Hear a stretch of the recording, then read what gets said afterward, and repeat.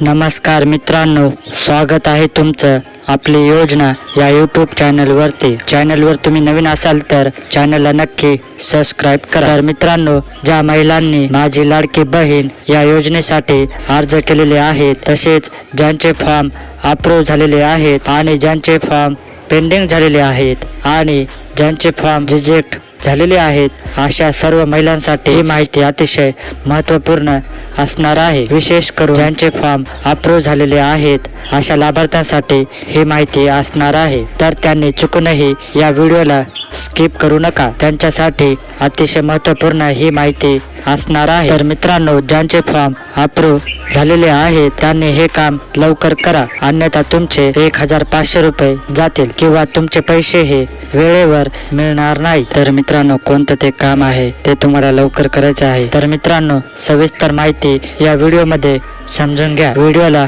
Like करून ठेवा आणि चॅनलला सबस्क्राईब करा।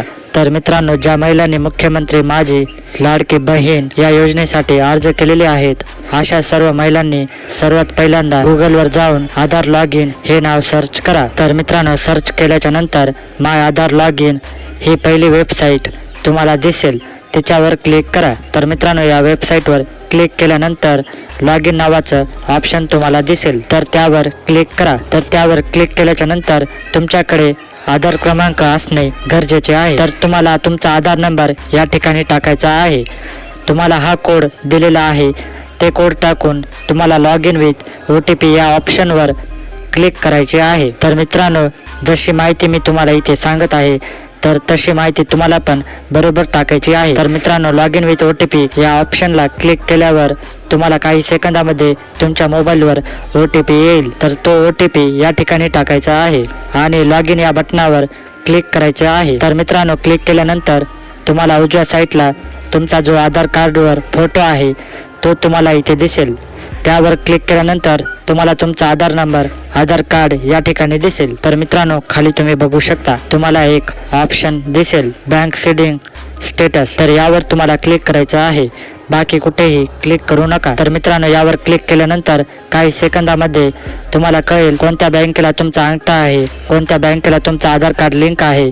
तर मित्रांनो, भरपूर महिलांनी आता नारी शक्ती दूत या ॲपच्या माध्यमातून अर्ज करत असताना एक पासबुकची झेरॉक्स दिलेली आहे, परंतु आधारला बँक अकाउंट हे लिंक आहे का किंवा कोणतं दुसरंच अकाउंट बँकेला लिंक आहे का हे तुम्हाला या ठिकाणी बघता येणार आहे। तर मित्रांनो, बँकेचं नाव सुद्धा या ठिकाणी तुम्हाला बघता येणार आहे आणि तुमचं अकाउंट ॲक्टिव्ह आहे का इनॲक्टिव्ह हे देखील तुम्हाला इथे दिसणार आहे। तर मित्रांनो, तुमचं अकाउंट ॲक्टिव्ह असेल तर तुमच्या अकाउंटला आधार कार्ड सुद्धा लिंक आहे, तुम्हाला इथे काही करण्याची गरज नाही।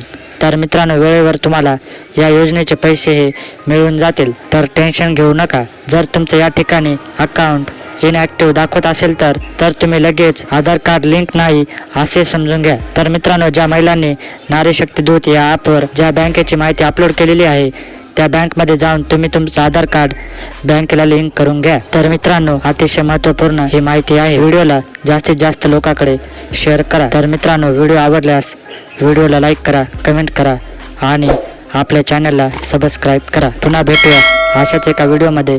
धन्यवाद।